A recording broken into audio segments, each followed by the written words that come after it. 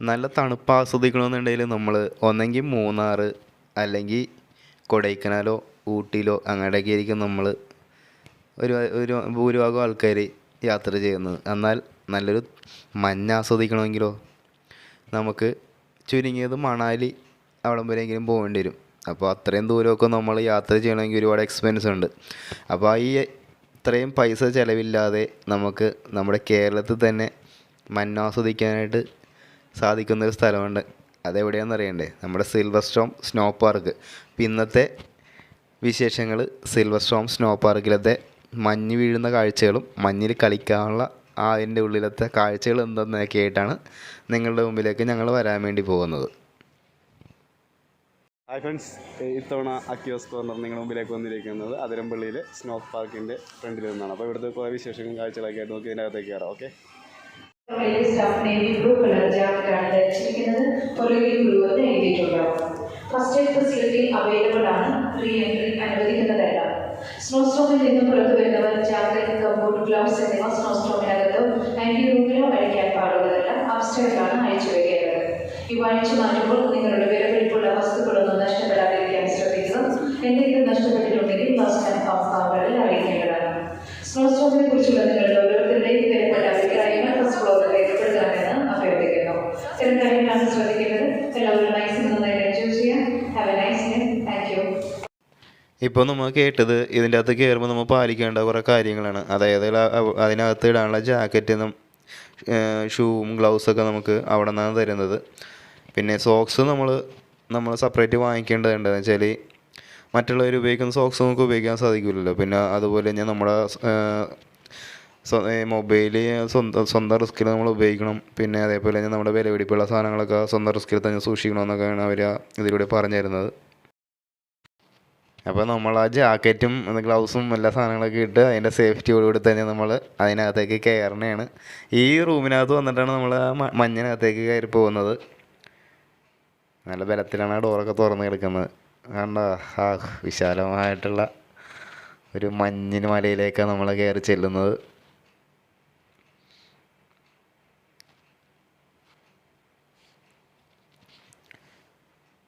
ഞങ്ങൾ ചെല്ലുന്ന സമയത്ത് ആരും ഉണ്ടായില്ല, ഞങ്ങൾ മാത്രം ഉണ്ടായിരുന്നുള്ളൂ. അതുകൊണ്ട് ഒരുപാട് നേരം നമുക്ക് അവിടെ എൻജോയ് ചെയ്യാൻ വേണ്ടി പറ്റി.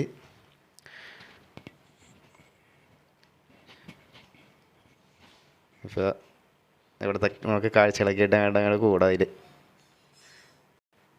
മഞ്ഞുമലയെന്ന് ഞാൻ ഉദ്ദേശിച്ചത് നമ്മുടെ കേരളത്തിൽ ഇങ്ങനത്തെ ഒരു സ്നോ പാർക്കിൻ്റെ ഇതായതുകൊണ്ടാണ് ഞാൻ അങ്ങനെ പറഞ്ഞത്. പിന്നെ ഇതിനകത്ത് നമുക്ക് എൻജോയ് ചെയ്യാൻ വേണ്ടി ഉള്ളതെന്ന് വെച്ച് കഴിഞ്ഞാൽ ഒരു വുഡൻ ബ്രിഡ്ജ് ഉണ്ട്, പിന്നെ ഇഗ്ലു ഉണ്ട്, പിന്നെ സ്കേറ്റിങ്ങിൻ്റെ അത്, പിന്നെ ഒരു എന്താ പറയുക കുറച്ച് വെറൈറ്റി, പിന്നെ കുട്ടികൾക്ക് കളിക്കാനുള്ളൊരു ടോയ്സിൻ്റെ ഒക്കെ വെച്ചിട്ടുള്ളൊരു സംഭവമുണ്ട്. പിന്നെ അതേപോലെ തന്നെ അതിനകത്തൊരു കോഫി ഷോപ്പ് ഉണ്ട്. അത് കോഫി ഷോപ്പ് ഇതിനകത്ത് ശരിക്കും പറഞ്ഞാൽ അത് വേണം. നമ്മൾ അത്ര കുറച്ച് നേരം നിൽക്കുമ്പോൾ തന്നെ നമുക്ക് ഇതിൻ്റെ ആ ഒരു ഇത് മനസ്സിലാവും. എന്ന് വെച്ചാൽ കൈയും കാലൊക്കെ അങ്ങോട്ട് മരവിച്ച് നമ്മളാകെ ഇതാവും. അപ്പോൾ ഒരു ചൂട് ആയിട്ടുള്ള എന്തെങ്കിലും നമ്മൾ കുടിച്ചാൽ കൊള്ളാൻ നമ്മൾ ആഗ്രഹിച്ചു പോവും. അത്രയൊക്കെ. പിന്നെ അതേപോലെ നമ്മൾ ആ ഷൂ ഒക്കെ ഇട്ട് അതിനകത്തേക്ക് കയറുമ്പോഴത്തേനും അന്ന് ശ്രദ്ധിക്കണമെന്ന് വെച്ചാൽ സ്കിഡാൻ ചാൻസ് ഉണ്ട്. അപ്പോൾ അവർ പ്രത്യേകം നമ്മുടെ അടുത്ത് കയറുമ്പോൾ തന്നെ നമ്മുടെ അടുത്ത് പറയുന്നുണ്ട് അങ്ങനെ തെന്നി വീഴാൻ ചാൻസ് ഉണ്ട്. അപ്പോൾ നമ്മൾ അതനുസരിച്ച് കീപ്പ് ചെയ്യണമെന്നൊക്കെ പറയാറുണ്ട്. പിന്നെ ഉള്ള വിഷയം എന്ന് വെച്ച് കഴിഞ്ഞാൽ നമ്മളുടെ ഫോണാണെങ്കിലും ക്യാമറ ആണെങ്കിലും നമ്മൾ ഇത്രയും -डिग्री ഇതായത് തണുപ്പാണല്ലോ. അപ്പോൾ അത് കംപ്ലൈൻറ്റ് വരും എന്നുള്ള രീതിയിലാണ് അവർ പറയുന്നത്. നമ്മൾ അത് സ്വന്തം റിസ്കിൽ ഉപയോഗിക്കണമെന്നൊക്കെ പറയണത്. ഞാൻ വീഡിയോ എടുത്ത് കുറച്ച് നേരം കഴിഞ്ഞപ്പോൾ തന്നെ നമ്മൾ ലെൻസ് ഭാഗമൊക്കെ ഇങ്ങനെ സ്നോ ഒക്കെ പിടിച്ചിങ്ങനെ മങ്ങിയ പോലെയൊക്കെ. ഇപ്പോൾ കുറച്ച് പിക്ചർ ക്ലാരിറ്റി ഇച്ചിരി കുറവൊക്കെ വന്നിട്ടുണ്ട് അതിൽ. ഇതാണ് ഇഗ്ലുവിൻ്റെ അകത്ത് എൻ്റെ മോളൊക്കെ ഭയങ്കര എൻജോയ്മെൻ്റ് ആയിരുന്നു.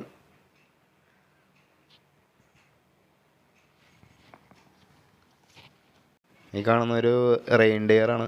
അതിനകത്ത് കയറി നമുക്ക് ഫോട്ടോസൊക്കെ എടുക്കാനായിട്ട് നല്ല ഭംഗിയായിരിക്കും.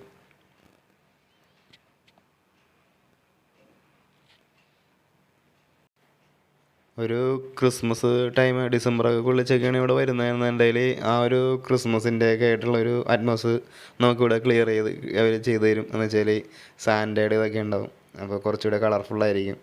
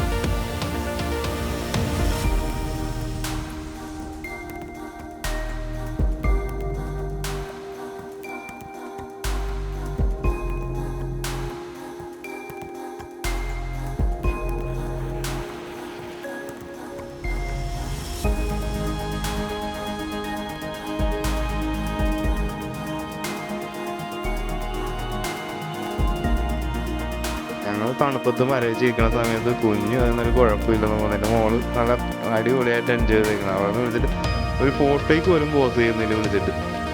അത്രയ്ക്ക് എൻജോയ്മെൻ്റ് ആയിട്ടാണ്.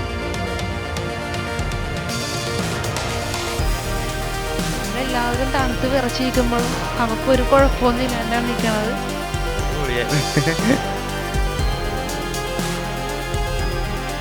ഞാൻ വീഡിയോ എടുക്കാൻ വേണ്ടിയിട്ട് ഗ്ലൗസ് ഇട്ട് നമുക്ക് ഇതേപോലെ വീഡിയോ എടുക്കാൻ വേണ്ടി പറ്റില്ല. അപ്പോൾ ഞാൻ ആ ഗ്ലൗസ് ഊരിയിട്ട് വെച്ചിട്ടാണ് ഞാൻ വീഡിയോ എടുത്തത്. അപ്പോൾ നമുക്ക് കയ്യിലൊരു പ്ലാസ്റ്റിക്കിൻ്റെ ഒരു ഗ്ലൗസ് ഇട്ട് തരും, അത് ഉപയോഗിച്ചിട്ടാണ് ഞാൻ വീഡിയോ എടുത്തത്. പക്ഷേ കുറേ നേരം അങ്ങോട്ട് വീഡിയോ പിടിക്കാൻ തുടങ്ങിയപ്പോഴത്തേനും എൻ്റെ കൈയൊക്കെ അങ്ങോട്ട് മരവിക്കാൻ തുടങ്ങി, തീരെ അങ്ങോട്ട് പറ്റാണ്ടായി.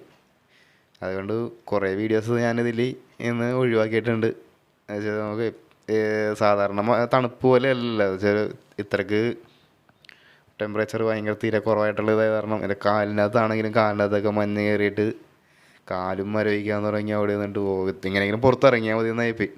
കുറേയും കൂടി ആയി കഴിഞ്ഞപ്പോഴത്തേക്കും ഫോണിലൊക്കെ അങ്ങോട്ട് ആ ലെൻസിലേക്ക് ഇത് കയറി പിടിച്ച് ആകെ മങ്ങടെ, അതാണ് ഈ ക്ലിയർ അല്ലാത്തത് കാണുന്നത്. അപ്പോൾ നമുക്ക് പുതിയ വീഡിയോ ആയിട്ട് വീണ്ടും കാണാം.